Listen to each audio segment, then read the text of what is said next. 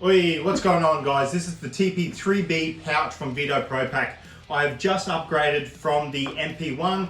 I've done a review on this and how I've used it in the past. Really good pouch, but a little bit too small for the work I'm now upgrading to. I'm going from AV to more commercial electrical jobs. So what I've done is upgraded to the TP3b. I have used this in the past. This is my older pouch, which I had before the MP1.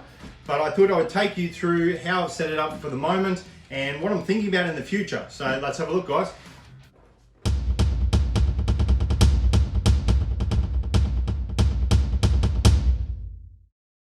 So if we have a look at the size difference first off, this is the MP1.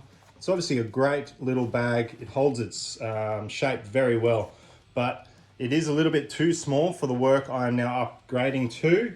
I only had to have the essentials on this bag, which is perfect, but you can see this is double the size. And this is the TP3b. You've got the 4B and the 5B, which are a lot larger. I wouldn't mind trying out the 5B for a while, but I think it may be a little bit too large and bulky to have on my side.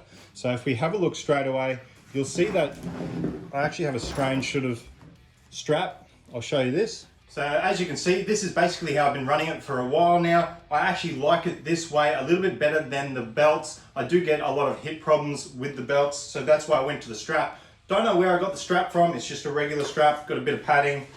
Just has a couple of clips on the side so you can clip it on and off. But for myself, I like having it around the shoulder. When I did have an actual belt, I think I had the Makita padded belt, I used to just put it around the shoulder anyway. I know a lot of other guys are doing that, so I am looking at upgrading to a better strap or belt that I can either put it around my shoulder or find something that fits and feels better around my waist.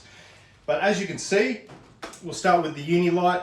Sits on the front there, just comes off nice and easy. This is the SLR 1750. I've done a video on this. Really bright light for a lot of site work. The last couple of weeks I've been doing audits on an old building, so a lot of the lights are either not working or really bad, so it's hard to see. And when I'm walking through, I can just turn it on. I can walk around without having to hold a torch or a light. Obviously a lot of guys will be having the headlamps. I like the really bright light, and that way I can also just sort of work away, do what I want. And this light is extremely bright, 1750 lumens, so extremely bright. And you've obviously got all the different settings, and you've even got the red light. I've never used it, but that is a feature. And the other part on my belt or the strap is the fluke tester. I've just done a review on this, an absolutely awesome little tester. And this just shows the actual pouch for the fluke tester. Sits there nicely, just a strap, in and out, do your work, throw it back in, nice and easy, keeps it fully safe, and just a great little pouch really. You've got your alligator clip on the side. But yeah, so that's the strap, and that's the way I use it. So hit me up in the comments about whether you use a belt, do you use a strap, do you use a belt and put it around your shoulder? I know a lot of guys vary on this, so I'd love to hear your thoughts. So looking at how I've actually set the bag up, you can see on the side, you've got the clips.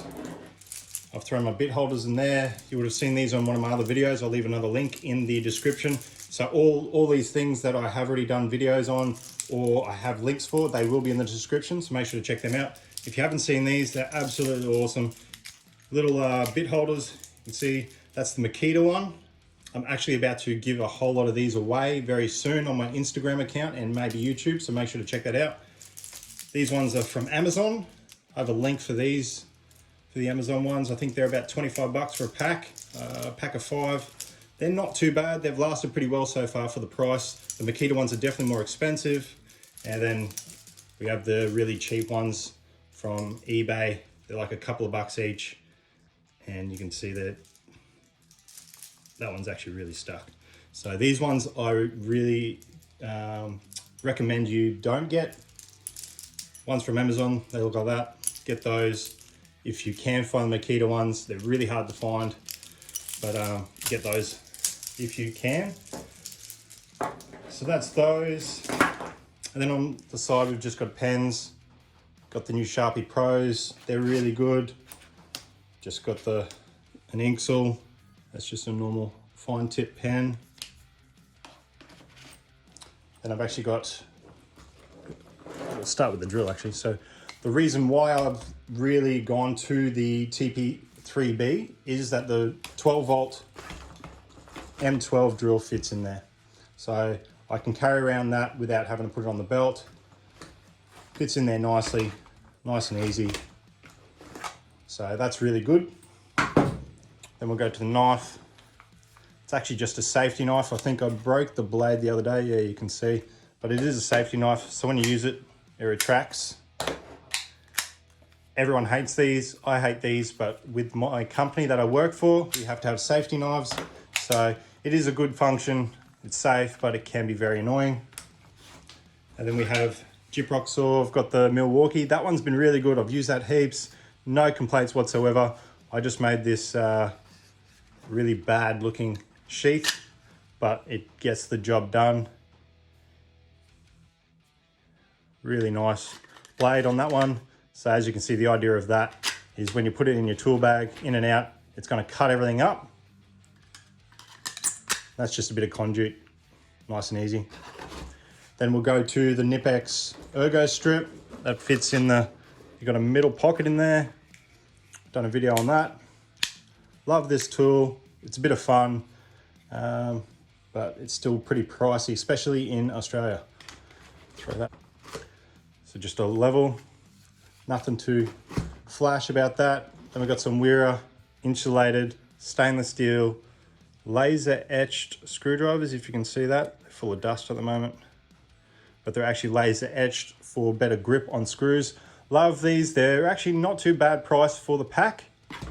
I only carry 2 of those. I carry the rest in my larger bags. I don't use too many screwdrivers usually, and if I do, that's why I have the Klein 14-in-1 screwdriver. As you can see, you've got all your bits in there. This part pulls out really easily, and it also works as I don't know what you call it, a spinning end. Just makes it a lot easier to do that, but pulls out nice and easy and stays closed. I've seen other ones where they fall out or they pop out. I've seen the Wera ones, Wiha, they have the one where you push in and comes out. I've heard from a few guys that that actually gets annoying. Sometimes you really need to push when you're screwing it in and it pops out. I haven't got that one yet, so I can't say too much, but at the moment, I really love the Klein Tools one. As you can see, you can pull that out as well. This is impact rated, so you can throw that into your drill. Another reason why I love it. Nice and easy. Pull it out, throw it back in there, and it's adjustable, so that clicks in there. You can go all different lengths. So that's really good. It is not insulated though, so it's not VDE rated, not like the Wera. So then we've got the Klein Tools pliers. I've been using these heaps lately. I have changed from the Knipex. I love the Knipex, but I've gone back to these just to trial them out for a little bit longer. Really, really good. Do rate them. I rate them higher than the channel locks. I did come from the channel locks, 13 years of those, but I think I've done a video on this already where they seize up. I just posted another guy from work on my Instagram. His just seized up. So not a big fan of that. And the actual handles do fall off as well. So that's why I'm using these at the moment. Love them.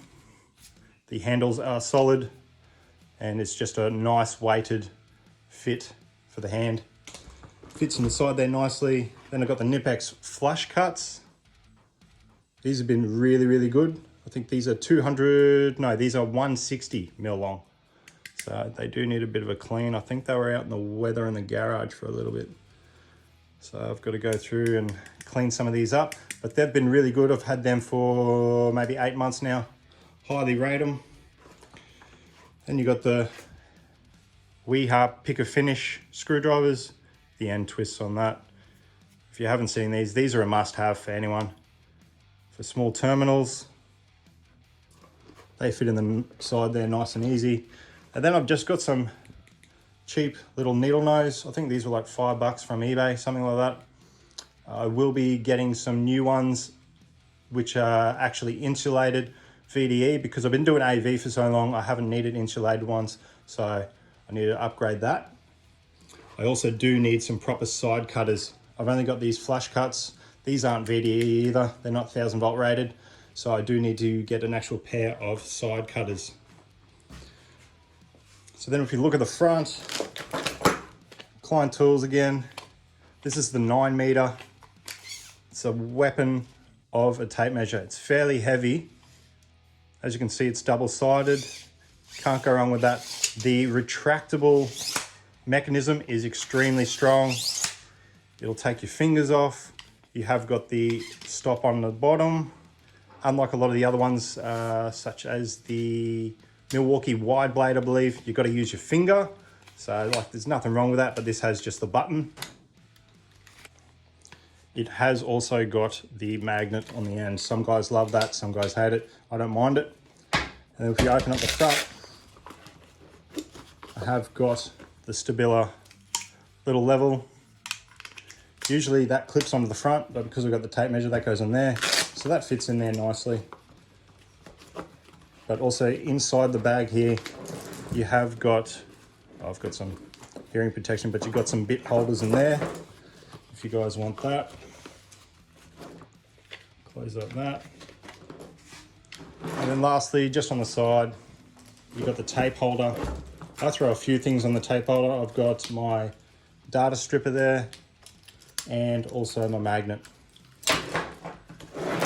So just two small things I did miss is the handle. It does come with a nice little handle if you're after that. And usually I used to actually use the clip. The clip just clips onto any sort of belt that you have. Really handy to get it on and off. You don't have to take a whole tool belt off. So that's definitely an extra. That is a really good idea.